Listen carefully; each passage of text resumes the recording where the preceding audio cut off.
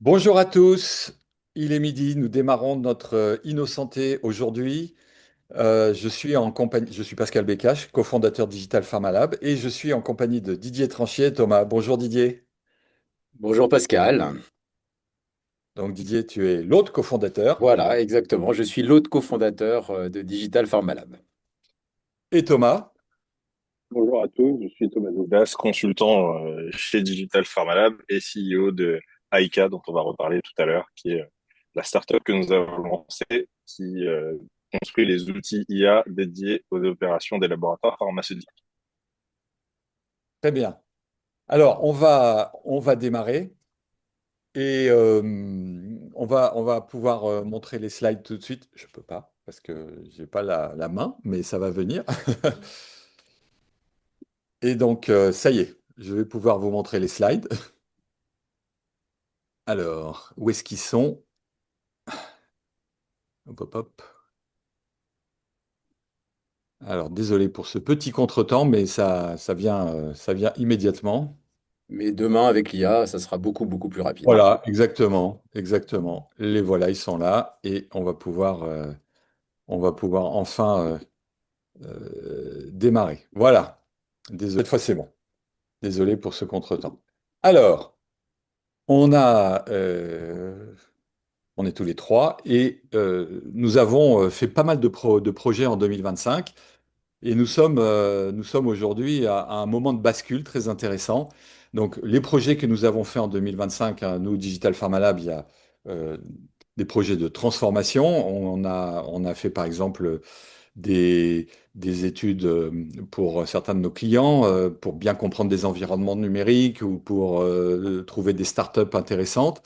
Beaucoup de projets de change management, on va en parler, autour en particulier de l'IA, mais également de l'omnichannel, de la customer experience, et beaucoup de projets également de collaboration, surtout tournés autour de ce qu'on appelle coalition, que ce soit coalition pour les pharmacies ou coalition pour les établissements hospitaliers. Vous avez un échantillon de nos clients. Et pourquoi faire ce webinaire maintenant, à un moment où on a pris le temps un peu de réfléchir pendant le mois de janvier, on a regardé ce qu'on avait fait jusqu'à présent et ce qui nous arrive maintenant, comment l'année 2026 se présente. La conviction qu'on a, c'est qu'aujourd'hui, on est à un point de bascule, Thomas. Effectivement, on est arrivé à un moment où la base, la fondation a été posée et pour réellement passer à une étape de transformation supérieure, on va en reparler aujourd'hui. Il y a d'autres dynamiques que la technologie seule, c'est aussi des choses qu'on connaît bien, du management de l'innovation, de la conduite du changement pour embarquer tout le monde et aboutir à des nouvelles étapes de transformation. Voilà, structuré, priorisé, déployé. Aujourd'hui, beaucoup d'ambassadeurs, d'équipes ont travaillé. Le véritable enjeu, transformer en impact concret. Didier, euh, comment s'y prendre? Bah, globalement, on s'aperçoit justement que aujourd'hui, il y a plein de choses qui arrivent, hein. C'est-à-dire que il y a une profusion d'initiatives de tous les côtés, et qu'il y a cette profusion est en train de créer en fait une base complète justement de business case, d'exemples, et que on s'aperçoit maintenant qu'il va falloir passer à l'étape d'après. Et là, pour le coup, je vais repasser la main pour l'étape d'après. Alors, ce qui a tenu ses promesses ce qui a tenu ses promesses, c'est l'acculturation. En 2024, il y a eu une énorme vague d'acculturation qui a continué en 2025, mais on a vu des choses nouvelles émerger. C'est-à-dire qu'une fois que les collaborateurs des industries de santé ont commencé à bien comprendre de quoi on parlait, c'est-à-dire qu'est-ce que c'était que les LLM, ce que c'était que l'IA générative, eh bien, ils ont commencé à avoir des idées sur des use cases. On a vu apparaître aussi dans énormément de labos des équipes, des petites squads, des petites équipes, des escouades d'ambassadeurs qui sont un peu plus intéressés ou un peu plus formés ou un peu plus juste qui ont cette petite passion de commencer à vraiment y travailler. Et en fait, il y en a beaucoup. Et donc, on voit arriver ces premiers projets de déploiement après, évidemment, avoir bien compris quels étaient les peurs qu'il fallait lever et les règles de base en matière de sécurité, de compliance qu'il fallait respecter. Donc, on a vu arriver ces use cases et le management a commencé à se poser des questions sur, très bien, il y a des use cases, mais comment on peut se mettre en place pour avoir une gouvernance efficace.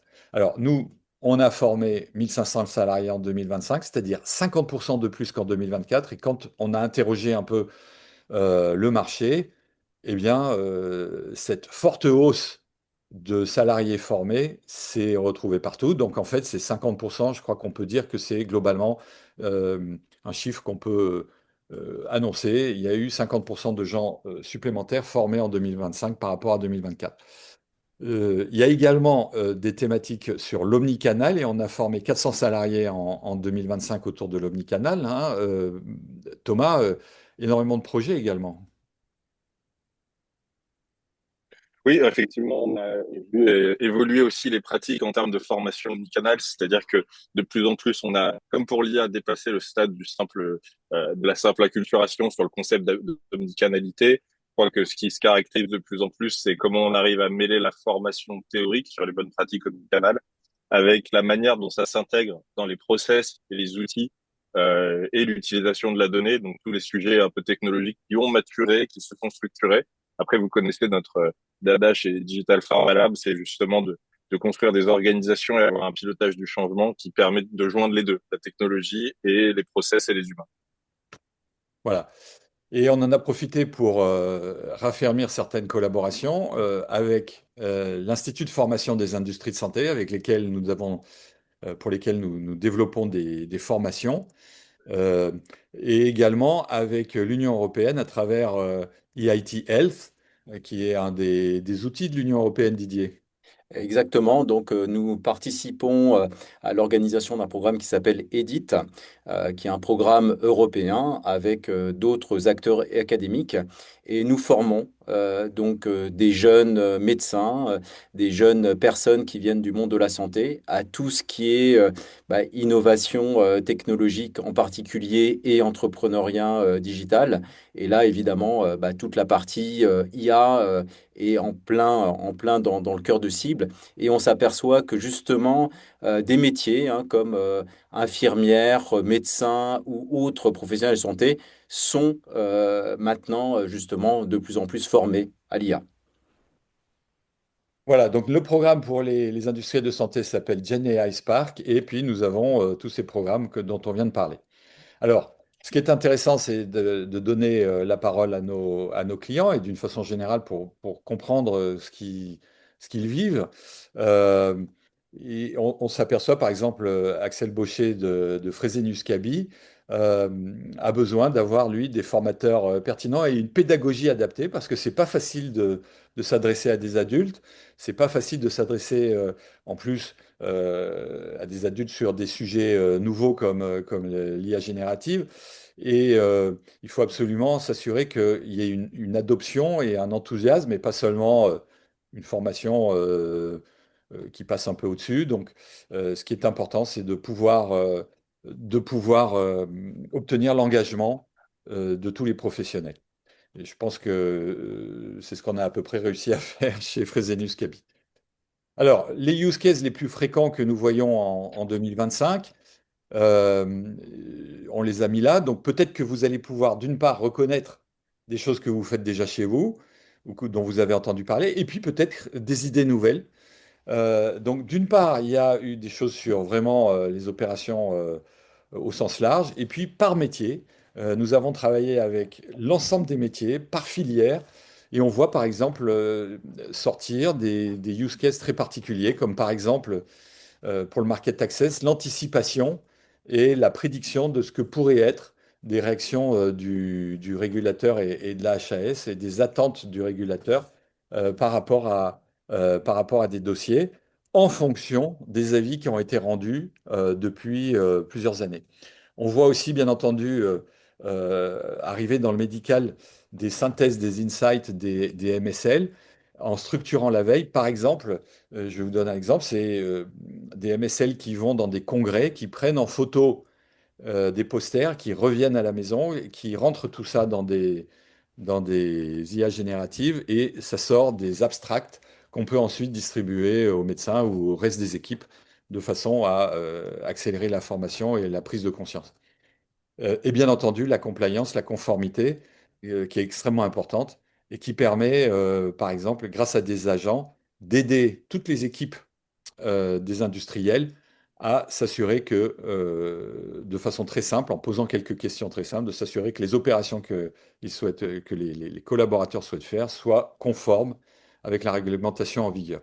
Donc il y a énormément de cas d'usage. On en a répertorié 150 au minimum. Et ces 150 cas d'usage nous permettent d'avoir une vision très large de ce qui se passe aujourd'hui. Et évidemment, il va y en avoir de plus en plus.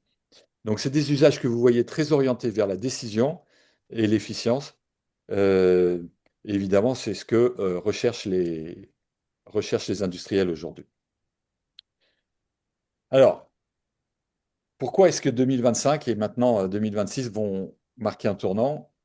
On passe d'une IA bureautique, entre guillemets, à une IA vraiment impactante. Alors, Thomas, une IA bureautique, une IA impactante, quelques définitions? Euh, oui, effectivement, ce qui est assez intéressant, c'est de voir que l'IA va de plus en plus, déjà, et c'était pour revenir aussi sur ce qu'on disait sur les use cases. Je pense que une manière de penser au use case, c'est de penser aussi aux différents rôles que l'IA peut avoir. Et je dois dire que euh, le rôle de productivité, donc le rôle d'une IA qui produit, qui crée, et qui synthétise des choses, est pas mal employé. Je pense que de plus en plus, ce qu'on va voir aussi, c'est que des use cases qui sont un peu dans d'autres rôles différents, qui nécessitent plus de données et de maturité, vont commencer à être explorés. Comment l'IA peut être un sparring partner de réflexion, comment l'IA peut être aussi un outil de simulation de scénario et un outil aussi d'analyse de données croisées, de sources différentes. Donc en cela, j'invite justement dans ces catégories-là aussi à penser d'autres use cases. Et pour ça, pour le faire, il va falloir aussi intégrer l'IA un peu plus donc dans les workflows, dans les process, dans les sources de données existantes. Et on va le voir ensuite, justement, c'est un peu les enjeux qui nous attendent pour 2026 probablement. Voilà. On voit aussi que, il y a cette accélération de l'IA dans les branches opérationnelles, c'est cette IA bureautique, l'utilisation, j'allais dire quotidienne, que tu viens de décrire. Et puis de plus en plus, il y a aussi des IA qui sont mises en place dans les sièges, euh, que ce soit pour la R&D, les essais cliniques et même les opérations commerciales. Et donc, il faut arriver à jongler avec à la fois ce qui vient du terrain, ce qui aide tous les jours, ce qui vient des sièges et ce qui doit s'adapter à la réalité des pays. C'est la raison Voilà. pour laquelle, oui, Didier, il faut Non, une non, gouvernance. vas-y, vas-y. Je t'en prie. Non, voilà, c'était juste pour aussi expliquer que l'un des changements justement dans ce modèle commercial, c'est que de plus en plus de médecins et de patients bah, utilisent justement les moteurs de GenAI pour avoir une aide, un premier diagnostic ou justement regarder en fait les différents traitements. Et ça, c'est en train de changer fondamentalement les choses puisque le modèle, on va dire, de la santé lui-même est directement en fait impacté par ces outils de GenAI.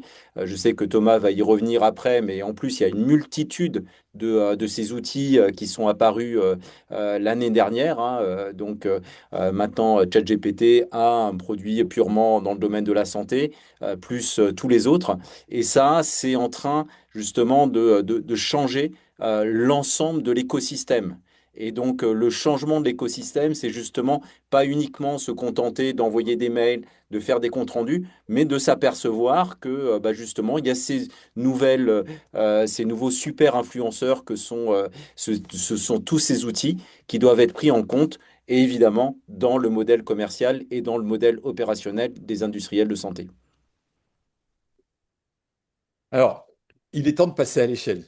Vous avez compris, c'est maintenant l'objectif. C'est OK, on est acculturé, on est formé, on commence à avoir des très bonnes idées, on commence à avoir un catalogue impressionnant de use cases. Comment on fait pour que ces efforts passent maintenant dans la vie de tous les jours et aient un impact durable sur les industriels, Thomas? faut passer du mapping de use case maintenant à une implémentation. Et pour le faire, actuellement, sûrement que ça doit être le cas de beaucoup de gens qui sont connectés aujourd'hui.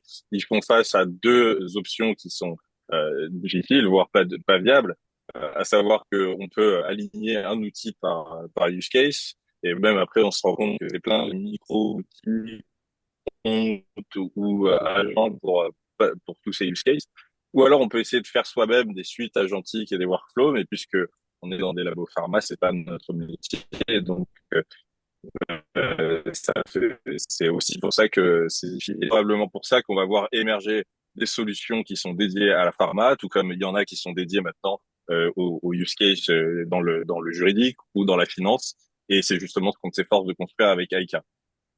Et justement, d'un point de vue plutôt structuration en interne, comment ça peut fonctionner? Eh bien, on en revient à des canons de la gestion de l'innovation, à savoir que il faut d'abord prioriser les use cases, peut-être aller un petit peu plus loin que la simple matrice à deux dimensions, faisabilité versus impact, mais fixer des critères un peu plus précis que ça. Et donc, il faut avoir une méthodologie un peu plus spécifique, y compris par métier, pour réussir à prioriser ces use cases. C'est justement ça qu'on fait. Et donc, pour le faire, on recommande aussi d'avoir une gouvernance de l'intégration de l'IA. Jusqu'ici, gouvernance, ça a beaucoup voulu dire on met les limites gauche et droite, les do's and don'ts. Là, on parle plutôt d'une gestion d'un portfolio de use cases, un peu comme une startup interne qui va tester des hypothèses, propositions de valeur, hypothèses d'adoption, hypothèses tester, Ah, faire des MVP et ensuite réussir à voir ce qui scale ou sujet d'innovation assez classique. Voilà, peut-être Thomas, j'aurais juste rajouté par rapport à ce que tu dis pour réexpliquer un petit peu le schéma général, hein, pourquoi on en est là. Le premier point, c'est que alors que certains pouvaient penser que un outil d'IA allait pouvoir tout faire, que ce soit Copilot ou ChatGPT, en fait, on s'aperçoit que c'est pas du tout ce qui est en train d'arriver, même si ChatGPT continue et Copilot à se déployer. En réalité, la multitude d'outils ne s'est pas arrêtée et il y a une diversification et une efficacité de plus en plus importante sur des outils d'IA particulièrement spécialisés.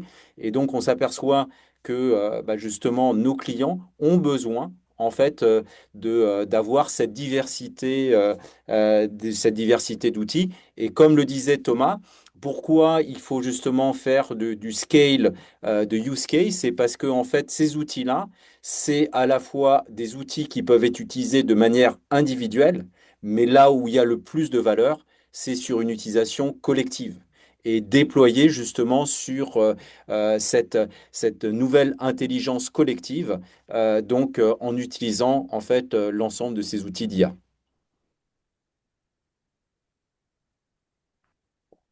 donc, on a un tournant, on est absolument à un tournant, parce qu'aujourd'hui, la compétition est mondiale. La santé, on a longtemps pensé que la santé, c'était un sujet local, c'est un sujet national. C'est pas vrai. La santé, on le voit bien, est devenu, et a toujours été, mais est devenu encore plus un sujet international. Le, on est en concurrence sur notre santé avec d'autres pays, avec d'autres populations, et on le voit particulièrement avec la clause de la Most Favored Nation qui a été dictée par les États-Unis, où les investissements sont maintenant envoyés aux États-Unis et les filiales françaises ont moins de moyens qu'elles n'en avaient par le passé.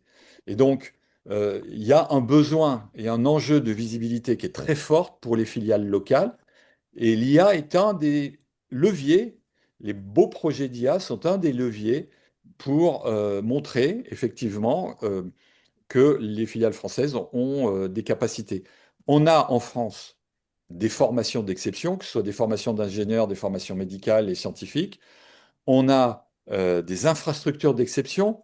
Il y a environ, depuis l'année dernière où il y a eu le AI Summit en France, il y a 53 projets de data centers qui ont été démarrés. Certains vont sortir du sol, en particulier dans les Hauts-de-France. On a une électricité décarbonée, ce qui a attiré les investissements de Novo Nordisk au passage en France. Donc on a des atouts incroyables. Et il est temps aujourd'hui que les filiales françaises continuent leurs investissements et même concentrent leurs investissements ici en France, que ce soit sur la R&D et les essais cliniques, bien sûr, qui sont extrêmement importants, mais également sur la rationalisation des opérations locales qui vont attirer l'attention du global. Et il y a déjà de très beaux projets, je pense aux projets autour de l'IA, data et maladies rares, par exemple, ou d'autres projets qui sont lancés et qui vont faire l'admiration, j'en suis absolument persuadé, des corps. Et donc c'est le moment de continuer. Il ne faut pas se laisser freiner parce que l'argent part ailleurs, c'est l'inverse. Il faut au contraire, c'est un enjeu stratégique pour les filiales françaises, il faut au contraire investir et avancer. Alors, en particulier, un sujet qui nous tient beaucoup à cœur chez Digital Pharma Lab, c'est la collaboration. Nous sommes capables d'orchestrer des alliances. L'orchestration des alliances permet, d'une part, d'être plus efficace à plusieurs, de mutualiser les expertises et les risques, et de pouvoir lever des thématiques très attractives, alors que tout seul, c'est plus compliqué. Par exemple, nous avons lancé la coalition IDEO là, en 2025, qui est une coalition d'industriels, de groupements à destination de l'innovation digitale dans les officines. On a 4 projets qui sont aujourd'hui lancés et qui vont être expérimentés dans quelques centaines d'officines avec le soutien de ces industriels et de ces groupements. Et puis, les hôpitaux, les CHU sont extrêmement, et les tiers-lieux d'expérimentation dans les CHU sont extrêmement volontaires également pour collaborer. Et début 2026, nous avons, avec le CHU d'Angers, organisé le Digital Hospital Lab où des soignants sont venus expliquer leurs besoins et comment ils imaginaient que l'innovation pourrait aider leurs besoins. Et l'IA n'est pas en reste, au contraire, il y a des forts besoins en IA. Les médecins, les soignants utilisent de plus en plus nativement l'IA et l'IA générative dans leur pratique quotidienne. Il est donc clé de pouvoir aider, quand on est l'industrie pharmaceutique ou quand on est dans le monde de la santé, il est clé de pouvoir aider les soignants. Les startups, les investisseurs sont les bienvenus pour soutenir ces, ces Voilà. Voilà. expérimentations. Et au passage, Pascal, si tu reprends le slide précédent, hein, on voit bien que tu sais bien utiliser l'IA, hein, parce qu'en fait, des palmiers à Angers, personne n'y croit, et on voit bien que tu as utilisé l'IA pour faire cette image, hein. Alors c'est faux parce que on était sous une serre et à l'IA à Angers, il y a un endroit qui s'appelle Terra Botanica que je vous recommande d'ailleurs d'aller visiter. Vous pouvez aller visiter en famille. Et ce Terra Botanica, au passage, euh, a des palmiers sous une serre. Donc il n'y a pas de date en revanche. Donc si tu vois des dates, c'est vrai qu'il y a de l'IA. Ok, mais il y a l'air d'avoir beaucoup de monde. Il y avait combien de personnes alors? Alors là non plus, c'est pas des personnes fabriquées par l'IA. Il y avait 200 personnes qui ont été présentes de 10 heures du matin à 16h30 et qui ont été extrêmement assidues. Donc la coalition IDEO, par exemple, nous avons là aussi très bon verbatim. Ces coalitions permettent des espaces d'échange, mais aussi d'apporter des innovations concrètes, utiles. On voit que les participants ont particulièrement apprécié. C'est le cas, par exemple, de Luc Besançon, qui est le délégué général de NERES, qui est le syndicat des industriels de l'OTC et du complément alimentaire. Donc voilà, et si je prends l'exemple du Digital Hospital Hub dont tu as parlé, 200 participants pour 200 inscrits, donc c'était vraiment magnifique. Plus de 10 laboratoires pharmaceutiques présents, 25 startups sont venus écouter en se disant, parmi les projets présentés, peut-être certains vont m'intéresser. Et effectivement, quelques startups ont pu, sur le moment, sur le champ, dire aux soignants, on a une solution qui peut vous intéresser et que vous pouvez quasiment utiliser dès aujourd'hui. Et nous avons eu un très bon retour avec 4,7 sur 5 comme note de satisfaction et 50 manifestations d'intérêt pour les projets indiqués par les soignants. C'est dire combien ce type de collaboration peut être extrêmement, euh, peut amener beaucoup de valeur aux soignants. Et avec une pincée d'humour au passage. Oui, on a eu la chance d'avoir des acteurs qui sont venus et qui ont relevé un peu tous nos tics de langage et nos habitudes, notre jargon. Et voilà. Et effectivement, ça s'est déroulé dans une atmosphère particulièrement amicale et bon enfant. Et qui ont parlé même de tes chaussures, hein, mais ça reste entre nous, hein. Voilà, entre nous. Euh, alors, il est temps maintenant de shifter. Oui, et ça me permet de faire la suite par rapport à ce qu'on se disait tout à l'heure. Cette gouvernance qu'il faut mettre en place pour passer du mapping de use case à une vraie implémentation. On recommande et on voulait partager ici quelques éléments méthodologiques qui sont tout simples. D'abord, d'établir un portefeuille des use cases et donc des solutions qui sont mises en place. Ce qu'il va falloir faire probablement, c'est pour tous ces use cases réussir à justement concrétiser un peu plus les business cases, comme on disait tout à l'heure, concrétiser quelle valeur on veut apporter, quels sont les utilisateurs, bref, dessiner tout le contour d'un projet dans une phase de discovery et de scoping pour ensuite réellement déployer des MVP dont on a confirmé le potentiel, la valeur, et puis voir ensuite s'ils ont matière à être scalés. Ce processus-là, on le redit, il est forcément un peu long et forcément un peu chronophage. Il faut des ressources et du temps dédié, mais il y a que comme ça qu'on peut passer à l'échelle. Et c'est pour ça qu'on co-construit avec nos clients justement ce type de gouvernance qui permet après ensuite d'intégrer à la fois les sujets formation, mais aussi les sujets mise en conformité, data, dans une gouvernance intégrée pour que ce portefeuille fasse avancer les solutions en fonction de leur adoption et de leur faisabilité. Mais je tiens à le dire, c'est de l'expérimentation. On revient dans des sujets d'innovation, d'expérimentation, et il faut le faire pragmatiquement le tout en conformité. Donc, travailler en équipe transverse et en cross-fonctionnalité, un peu la même chose que pour l'omnicanal. C'est important aussi de se dire que face à ça, il sera difficile de faire rentrer des solutions qui sont complètement génériques. Quand on va vouloir intégrer les spécificités de votre donnée, l'existant aussi, intégrer l'existant de votre stack d'outils, forcément, il vous faudra une approche où les utilisateurs métiers devront être clés, devront être impliqués dans le design. Et pour les solutions qui seront conçues ou qui seront achetées, il faut qu'elles aient aussi une capacité à être pleinement dans leur fonctionnalité et dans leur configuration adaptée aux spécificités de la pharma. Mais comme je le dis, c'est ce qui se passe aussi et c'est ce qu'on voit en finance, ce qu'on voit aussi dans le juridique, dans les industries réglementées et complexes. Et c'est pour ça qu'on a lancé Aika. Aika, c'est justement l'ambition de construire une suite d'outils dédiés à la pharma qui viennent intégrer de manière native des agents pour justement répondre à un grand nombre de ces use cases. On est donc en train actuellement sur plusieurs des use cases qui ont été identifiés dans plusieurs labos de construire ou co-construire justement ces outils. Ça vient répondre justement à cet enjeu d'avoir à la fois des solutions adaptées à la pharma et puis aussi de pas les développer en silo, mais de penser bien entendu une suite d'outils qui va de la collecte d'insights et l'utilisation des données existantes jusqu'à la planification et la mise en place d'actions sur le terrain. Donc si vous êtes intéressé à un moment pour que l'un de ces use cases soit co-développé, n'hésitez pas à nous contacter. Et puis, on a pensé qu'il y avait un grand paradigme, un grand changement de paradigme qui était en train de s'opérer et que c'était par ce bout-là qu'il fallait le prendre. C'est bien entendu le fait que un grand nombre de patients et de professionnels de santé et tout le monde d'une manière générale utilise désormais les IA, ChatGPT, Perplexity, Claude, Grok et autres pour s'informer. C'est-à-dire qu'on n'est plus seulement dans l'ère du docteur Google que les patients utilisaient. Non, là, c'est tout le monde, tout l'écosystème de santé qui va avoir un point d'entrée nouveau, qui sont les IA génératives qui viennent répondre aujourd'hui aux questions, à la fois sur les indications, sur les symptômes, et de manière complètement personnalisée. C'est-à-dire que ce qu'on se disait déjà dans l'omnicanal, à savoir que le futur, c'est des interactions personnalisées, qu'il y a une telle adoption des IA aujourd'hui, c'est parce que justement, elles répondent de manière personnalisée à chacun. L'enjeu pour les labos pharma aujourd'hui, c'est de savoir justement par rapport à ma stratégie de marque, par rapport au message que j'ai envie de mettre en avant, au contenu que j'ai envie de mettre en avant, qu'est-ce qui leur sort dans les réponses des IA.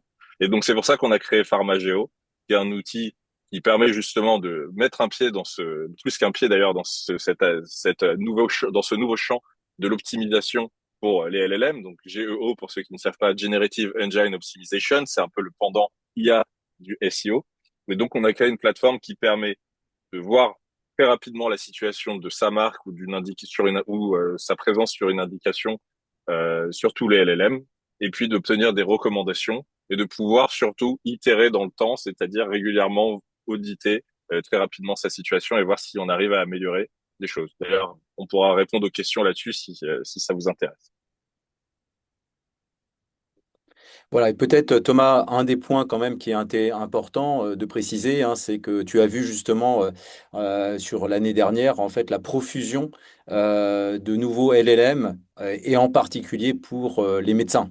Peut-être que justement, tu peux peut-être donner quelques noms, en tout cas, d'expliquer un peu cette nouvelle tendance qui est quand même en train de changer fondamentalement quand même le système de santé. Alors, il y a plusieurs, effectivement, il y a de plus en plus d'outils, enfin, de GPT spécialisés pour les médecins. Après, c'est bien que tu me poses la question parce que j'ai un petit doute aujourd'hui sur à quel point, justement, les médecins auront le réflexe d'aller adopter des GPT spécialisés pour les médecins. Alors, on peut penser à Open Evidence. Il doit y avoir aussi euh, MedGPT aussi, qui me semblait français. Il y en a d'autres. Nous, avec Pharmageo, justement, on est en train de faire en sorte de pouvoir aussi auditer la présence des brands sur ces GPT.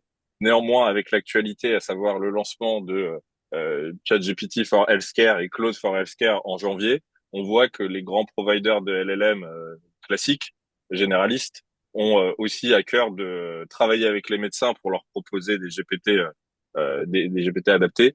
Et donc, voilà, à voir, c'est un champ qui évolue vite, mais je ne suis pas sûr que tous les médecins auront le réflexe d'aller adopter des GPT classiques. En revanche, ils se soucieront de plus en plus de est-ce que Claude ou ChatGPT répond correctement lorsqu'il pose des questions. Et de ce côté-là, Anthropic, OpenAI et autres sont en train de faire le nécessaire pour, euh, pour se mettre en conformité aussi. Dans tout cas, Bon, il y a une plateforme qui permet d'avoir une photo de tout ça et d'avoir des recommandations et des tactiques pour s'améliorer sur ce champ-là, spécifique à la pharma parce que l'outil intègre un contexte et une base de connaissances des outils pharma, des KOL, des publications médicales. C'est Pharmageo. Et vous pouvez télécharger enfin, vous pouvez demander votre rapport gratuit pour commencer et avoir une discussion avec nous après coup si ça vous intéresse. Merci Thomas. Donc, n'hésitez pas à scanner le QR code et on revient vers vous pour voir comment on peut vous donner quelques éléments de réponse. Alors, un des sujets qui nous a beaucoup agité, c'est OK, l'IA, très bien, mais est-ce qu'on est rentré dans l'ère post-IA, Didier? alors tout à fait, Pascal, on est rentré dans l'ère post-IA. Rien que hier, on était dans une salle hein, où effectivement on regardait des images qui étaient créées par des outils manifestement d'IA. Et aujourd'hui, on est dans une phase où on détecte tout ce qui est sorti directement par l'IA. Et on va dire non seulement on le détecte, mais généralement ce n'est pas vu comme quelque chose de positif. C'est-à-dire que finalement l'IA s'est tellement généralisée, tellement rapidement que aujourd'hui, en fait, on se dit mais on en veut plus. Et au contraire, il y a un biais négatif lorsqu'on détecte que ça vient directement de l'IA. Alors on peut dire c'est bien ou c'est pas bien. D'abord justement parce qu'on s'aperçoit que chacun des outils d'IA en fait a ses propres biais. On s'aperçoit que, évidemment, les outils américains ont un biais américain, que les outils français ont des biais français, que chaque outil, d'ailleurs, on sait très bien que Grok, par exemple, a été dénoncé pour avoir un certain nombre d'autres biais, et que, en fait, ces biais-là, ils sont perceptibles. Et quand on dit ils sont perceptibles, ça veut dire qu'en fait, quand vous choisissez en fait des outils, vous choisissez en réalité ces biais qui sont insérés, qui sont directement donnés dans les modèles. Sachant que je rappelle qu'effectivement, chacun de ces outils de GenAI, en fait, sont alimentés par des documents, par des articles. Chacun a sa propre culture et sa propre philosophie. Et donc, c'est la raison pour laquelle il y a des biais, en fait, qui sont construits à l'intérieur de ça. Et donc, l'un des sujets, hein, ce qui a marqué ici, c'est à la fois notre culture, notre libre arbitre. C'est-à-dire qu'on est en train de voir justement apparaître ce côté post-IA qui est dire, je détecte cette IA, je détecte quels sont les biais en fait de cette IA, et je détecte le fait que en fait l'IA ne suffit plus.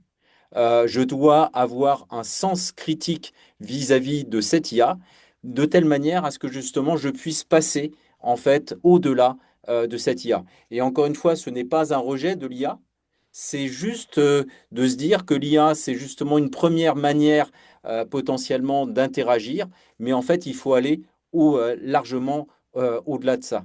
On sait aujourd'hui que certains disent l'IA fait que l'humanité est en train de devenir moins intelligente, que justement les étudiants finalement jouent la facilité de l'IA. Et effectivement, on s'aperçoit que tout d'un coup, je ne sais pas comment démarrer tel document, comment démarrer tel outil, et je vais faire un prompt simple. Et c'est vrai que la réponse, c'est typiquement le genre de réponse qui n'est plus du tout satisfaisante. Je m'aperçois aujourd'hui que dans les nouveaux comportements, effectivement, on peut démarrer avec un premier prompt et on s'aperçoit que tout d'un coup, ce que nous propose l'IA, c'est pas du tout ce qu'on voulait. Et tout d'un coup, on s'aperçoit que pourquoi on n'est pas satisfait, c'est parce que en fait, notre cerveau a été stimulé par le manque d'intelligence de cette IA. Et tout d'un coup, on s'aperçoit que ça nous inspire, ou en fait qu'on avait une inspiration, mais qu'on n'avait pas su profiter, et que cette inspiration va nous amener en fait d'autres types d'interactions. D'autres types d'interactions parce que justement, on va démarrer de cette étincelle humaine pour ensuite faire avancer nos réflexions et passer à une interaction, on va dire, beaucoup plus intéressante de cette partie humaine. En gros, pour expliquer tout ça, c'est-à-dire que finalement, ces outils d'IA, euh, c'est comme un livre. Il faut à la fois pouvoir le lire et il faut pouvoir le critiquer pour justement comprendre que chacun de ces outils va amener en fait des éléments intéressants, va amener ses biais, mais que la vraie valeur, en fait, c'est la valeur de l'humain qui sont justement vont permettre de faire avancer les choses.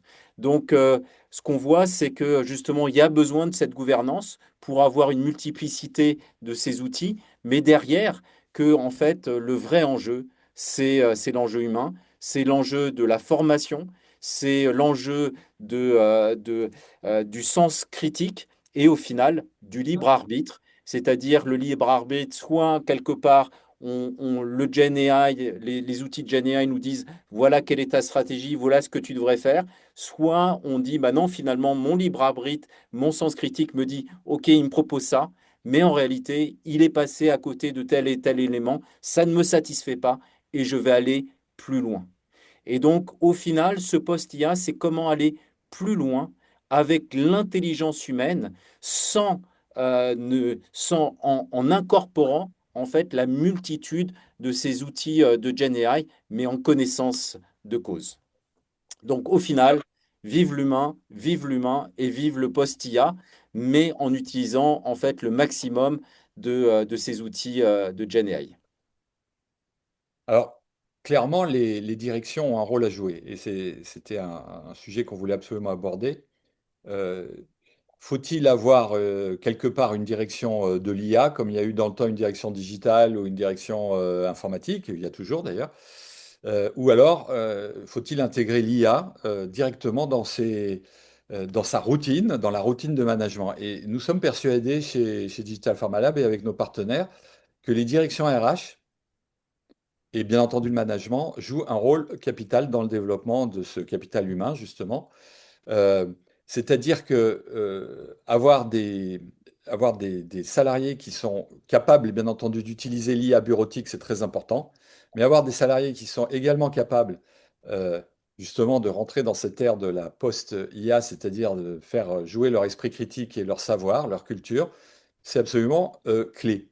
Et donc, comment les directions, et que ce soit RH ou le management au sens large, peut jouer un rôle là-dedans en mettant en place non seulement les architectures techniques qui permettent de pouvoir utiliser l'IA, mais également les architectures humaines, organisationnelles, de formation, de culture, qui vont permettre à tous les salariés d'être efficaces, efficients et de ne pas tomber à côté de la plaque, en fait. Donc, qu'est-ce qu'on peut proposer quand on a des outils comme Aika, Thomas, en plus de ces outils pour pouvoir assurer que l'utilisation de ces outils soit optimale? Là, qui peut être mis en place, et alors c'est un débat qu'il faudra, à mon avis, ouvrir aussi, mais je pense que déjà en cela, avoir une gouvernance, comme on le disait tout à l'heure, est un élément important, parce que c'est aussi le but d'une gouvernance IA ou d'avoir un comité qui pilote l'adoption de l'IA, c'est pas seulement de pouvoir faire avancer les use cases et puis de les scaler, c'est aussi de pouvoir évaluer régulièrement l'impact, ce que ça apporte vraiment, ce qu'on y perd potentiellement aussi. Je pense aussi que c'est dans l'approche éthique de l'intégration de l'IA que on parle souvent de l'éthique et de l'IA et on croit souvent que c'est un sujet de gestion des données ou de sécurité, mais je pense aussi que on le voit nous en tant que cabinet de conseil, on a ce sujet comme tous les cabinets de conseil par exemple, de voir comment l'IA impacte justement les jeunes profils, les juniors. Et c'est pareil dans toutes les boîtes aujourd'hui, on voit que finalement des gens qui savent déjà travailler, qui ont les réflexes, qui sont capables de se poser les bonnes questions, ont un avantage significatif dans l'utilisation de l'IA. À l'inverse, les profils plus jeunes, eh bien déjà, puisqu'ils sont souvent plus dans la production, l'IA vient court-circuiter le travail qu'on leur demandait en étant facile à faire. Donc déjà, l'embauche de juniors commence à décroître, enfin, connaît quelques tumultes sur beaucoup de marchés. Mais en plus de ça, c'est la question aussi de comment on permet aux jeunes profils de continuer à apprendre quand leur management peut en fait faire le sparring, enfin le ping-pong avec une IA au lieu de le faire avec eux. Et donc il y a beaucoup de connaissances parfois qui échappent aux jeunes profils. Et on a eu le cas, nous, sur certains use cases, on se demandait plutôt comment l'IA peut faire avec, poser des questions plutôt que faire pour. Donc, vaut mieux une IA qui est do it with me que do it for me, en fait. Et pour cela, il faut, en tout cas, quand on configure les use cases, se poser des fois la question de attends, est-ce qu'il faut que l'IA le fasse à notre place ou est-ce qu'il vaut mieux que l'IA me pose les questions qui me permettent d'améliorer ma réflexion pour le faire? Et ça, je pense que quand on va rentrer dans des use cases IA qui visent à faire des brands de plans, améliorer les stratégies, retravailler les plans de compte, travailler la data pour prendre des décisions, il faut faire attention à comment on l'adopte. Là aussi, c'est le but de la gouvernance, de bien configurer les use cases pour qu'on se pose les bonnes questions et qu'on intègre une IA qui fait grandir. C'est l'approche de beaucoup de boîtes, hein, notamment comme Palantir et autres, qui parlent de human in the loop et qui parlent plutôt d'IA, d'humain augmenté avec l'IA, plutôt qu'une IA qui remplace. Mais alors, faut-il une direction de l'IA ou faut-il de AI everywhere, quoi? Moi, Qu'en je pense pensez-vous tous les deux? que Moi, je vais dire juste mon avis et très rapidement. Je pense que comme pour l'omnicanal, je pense que ça aide au départ pour démarrer, d'avoir une entité IA qui émerge. Ensuite, s'il y a une organisation liée au digital ou à l'IT qui existe déjà, alors elle le réabsorbera après, voire même ensuite le business le réintégrera. Mais je pense que simplement pour le petit coup de démarrage, c'est bien ça permet on connaît les labos, on sait que c'est bien un moment de visibiliser, qu'il y a un meeting dédié, qu'il y ait du temps dédié, du reporting dédié. Ça, c'est des sujets humains. Ça permet aussi d'enclencher la machine et de construire une narrative. Ensuite, je pense qu'il s'agit après de le réintégrer dans le business. Mais j'ai du mal à imaginer qu'on pourra accélérer sans créer une entité dédiée à un moment, temporairement. Voilà. Et pour répondre à ta question, Pascal, c'est les deux à la fois. Hein. Pourquoi? Parce que justement, on s'aperçoit que finalement, on est passé d'un modèle, je vais avoir un outil pour tous mes salariés et ça sera le même et ça sera un outil individuel, à un foisonnement finalement d'outils et tout d'un coup un passage à un modèle collectif. Et cette partie-là, il n'est pas terminé. Comme on l'a vu, en fait, ce foisonnement est en fait en train de continuer. On pouvait imaginer il y a quelque temps qu'il y aurait un outil comme Google qui allait s'imposer et devenir en fait en situation de quasi-monopole. C'est pas du tout ce qui est en train de se produire. Le foisonnement continue. On est passé donc de cette côté individuel à ce côté collectif, mais en réalité, il y a un deuxième aspect dont on a discuté, qui est en fait le changement, c'est que ces outils sont des changements, des vecteurs de changement systémique de l'ensemble du système. Et c'est pour ça qu'il faut à la fois des experts qui continuent à justement regarder ce qui se passe et amener cette innovation, et en même temps, il faut qu'il y ait une gouvernance complète qui prennent en charge justement ce changement de culture et qui agissent finalement sur cette intelligence collective, puisqu'au final, c'est cette intelligence collective qu'on est en train de développer. Alors, on arrive au terme de cette discussion et n'hésitez pas à poser vos questions. Est-ce que vous avez des questions? Donc, le plus simple, c'est de les mettre sur la conversation. Euh, j'ai remis là les use cases les plus fréquents qu'on a rencontrés en 2025. Encore une fois, je vous le dis, on a à peu près 150 use cases. Et puis, on a commencé avec Aika, qui est une start-up, mais également dans lesquelles Digital Pharma Lab a une participation. Euh, on a commencé à avoir, en particulier sur PharmaGéo, à avoir également des cas bien précis et on voit revenir des informations précieuses pour les industriels. Aujourd'hui, on a plusieurs clients qui se sont déclarés déjà. Et donc, on a des informations très précieuses. Donc, n'hésitez pas à nous poser des questions sur, que ce soit sur les cas que nous rencontrons les plus fréquents, euh, qui sont particulièrement importants. À chaque fois qu'on rencontre, on a rencontré à peu près une trentaine de laboratoires, hein. On a travaillé avec une trentaine de laboratoires entre 2024 et 2025.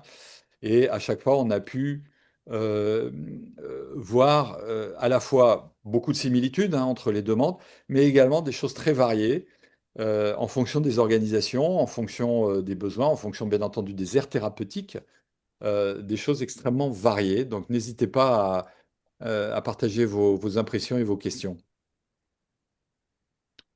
Alors, on est également sur LinkedIn. Je sais qu'il y a des questions aussi qui sont posées sur LinkedIn. Alors, il y a une des questions qui est posée, c'est quel type d'analyse de performance commerciale nous rencontrons? Donc peut-être, Thomas, tu veux peut-être en dire un mot?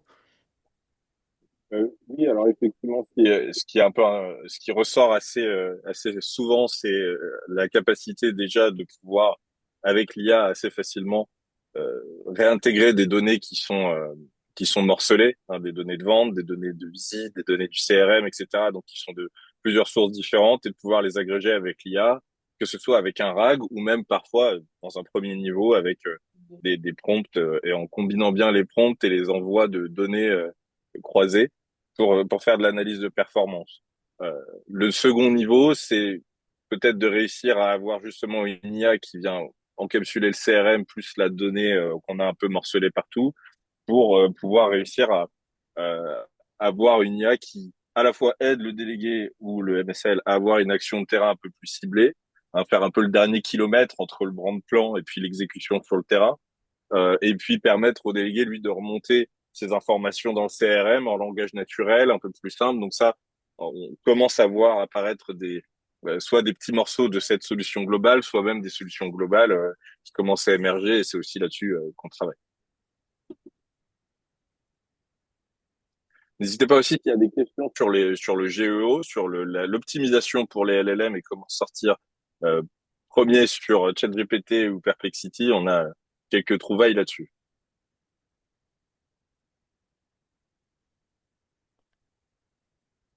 Pascal, je crois que tu es en mute, hein.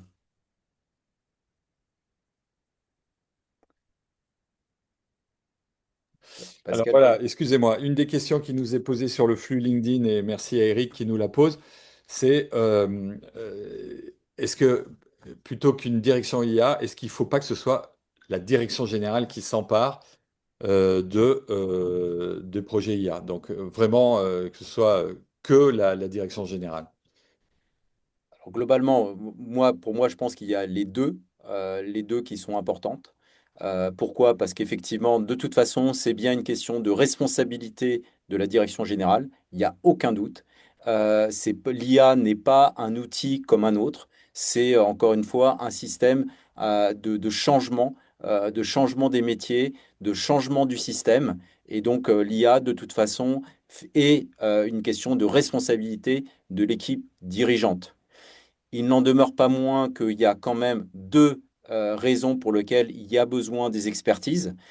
Comme on l'a vu, effectivement, la partie RH est fondamentale parce que ça nécessite à la fois de la formation, de l'accompagnement, de la transformation des organisations, de la transformation des métiers, mais ça nécessite aussi une certaine expertise technique. Cette expertise technique parce que en réalité, et on est bien conscient, hein, les choses évoluent à une vitesse absolument incroyable.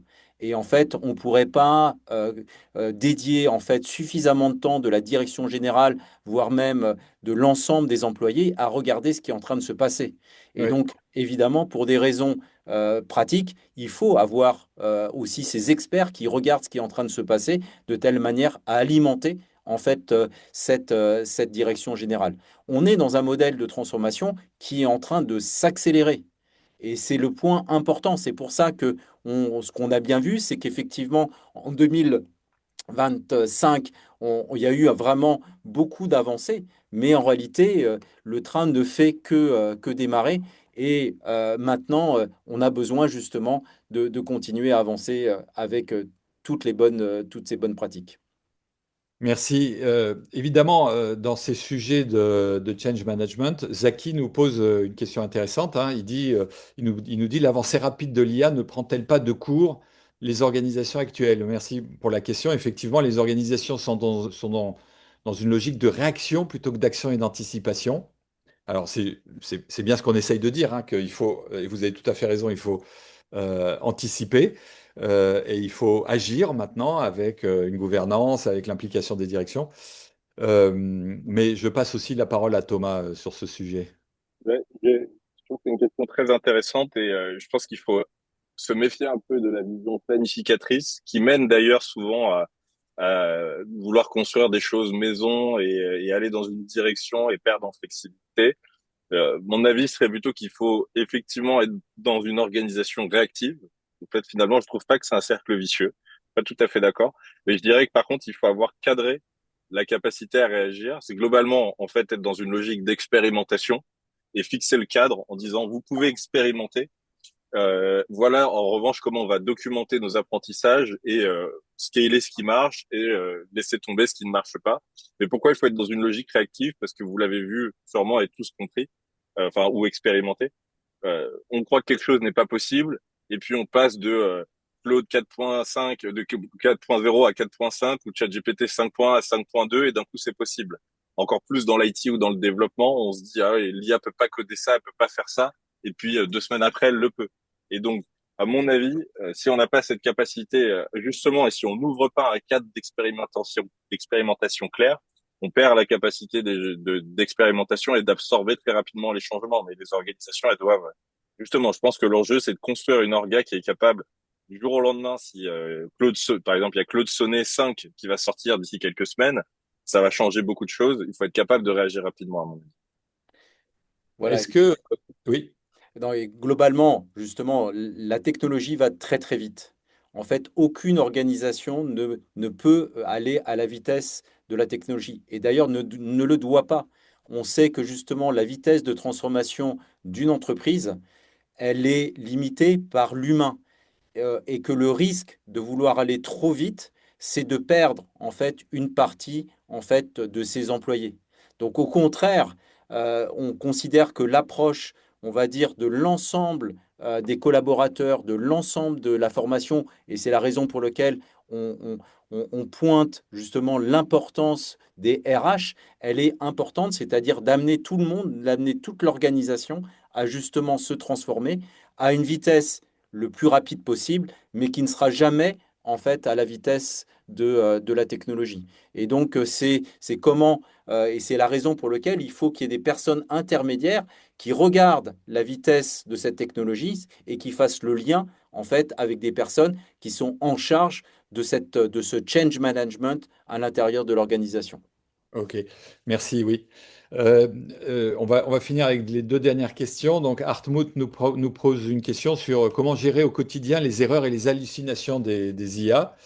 Les IA sont différentes de tout ce qu'on a connu jusqu'à présent en matière informatique, en matière d'algorithmes classiques. Et des entreprises hésitent à avancer pour ne pas avoir plus de problèmes avec l'IA. Donc, elles préfèrent éventuellement ne pas mettre d'IA plutôt que d'en mettre qui risque de raconter des bêtises. Qu'en penses-tu, Thomas? Et je pense que c'est d'où l'intérêt d'avoir cette pratique de construire des use cases où l'humain reste dans la boucle. Un des enjeux et de la difficulté de travailler avec l'IA, ça va être effectivement de plus en plus de devoir construire des process et des séquences où, bien entendu, l'IA va produire des choses et on s'assure que les humains sont des bons validateurs. C'est déjà pour, notamment dans le développement de logiciels ou dans le développement web d'une manière générale, les développeurs ont bien compris que ils allaient plus forcément écrire le code, mais ils allaient devoir le lire et le revoir. C'est beaucoup, et ça va être le cas pour beaucoup des utilisations. Donc, je pense que c'est le principal facteur. Le deuxième, c'est que je pense que les IA hallucineront de moins en moins et que dans les applications professionnelles, on va aussi les construire d'une manière où euh, l'agentique fait qu'on peut avoir une IA qui produit une autre IA qui a le bon référentiel et la bonne base de données pour ensuite recroiser et relire les résultats. Donc aussi, l'IA se corrige elle-même et en construisant des suites un peu plus complexes que des gros prompts de copier-coller, on réduit les erreurs. Donc il y a une dimension technique de construction des outils et des agents pour s'auto-contrôler. Et puis il y a bien entendu notre rôle à nous, d'humains, de validation permanente et de mettre l'humain au bon endroit pour éviter des conséquences catastrophiques des hallucinations, effectivement. Ok. Et on va finir sur une dernière question de Zaki, que je remercie, qui a posé pas mal de questions. Sur certains use cases, de grands enjeux de data privacy et de compliance sont en jeu. Existe-t-il à ce jour des bonnes pratiques en la matière pour cadrer ces enjeux de data privacy et de compliance? Peut-être aussi Thomas et puis Didier, le mot de la fin après. Oui, alors c'est assez difficile à dire parce que c'est bien entendu assez nouveau. Je pense que la question qui se pose aujourd'hui beaucoup, c'est si on fait rentrer un LLM dans l'environnement, effectivement, est-ce qu'il faut qu'il soit internalisé, qu'en globalement on évite de faire transiter des infos entre nous et OpenAI ou Claude, quand bien même ou autre, hein, quand bien même ils nous garantissent la sécurité des données. Pense que c'est un sujet à explorer. Je dirais honnêtement que j'ai pas vu émerger une bonne pratique finale là-dessus, mais je pense que travailler avec des gens qui sont spécialisés dans votre industrie et qui du coup ont connaissance de l'AI Act, de comment il s'applique à votre organisation, et puis et qui ont le bon niveau de certification et d'infrastructure, c'est évident. Et puis après en interne, chacun doit effectivement déterminer si on doit héberger chez soi, comment on intègre l'IA, comment on la construit maison ou pas, et comment construire tout ça. Donc c'est encore à mon avis à définir. Merci beaucoup. On va conclure sur un mot de la fin de chacun d'entre vous. Didier, si tu finis sur un mot. Alors, on va dire deux, c'est justement le sens critique. Et c'est ce sens critique qui est fondamental justement, qui met l'humain au cœur et qui continue à faire qu'on peut correctement utiliser en fait tous ces outils. Merci. Et Thomas, un mot de la fin. Le mot de la fin, ce sera ce qu'on voit là ici aussi sur la slide.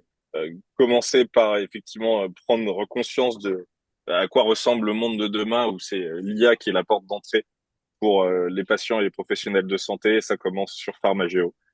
Hâte d'en discuter avec vous. Bah écoutez, merci beaucoup de nous avoir suivis jusque-là. J'espère que ça vous a intéressé à la fois la partie très descriptive que nous avons donnée avec des chiffres et les évolutions que nous avons vues en 2024 et surtout en 2025 et ce que nous voyons poindre en 2026.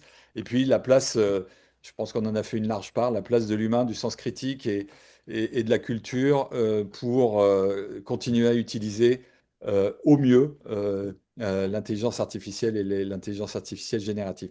Merci Didier, merci Thomas Merci. et merci Merci à à tous. tous. On se retrouve très bientôt pour un autre Inno-Santé. Et d'ici là, bah, portez-vous bien et n'hésitez pas à nous poser beaucoup de questions. À bientôt, au revoir. Au revoir.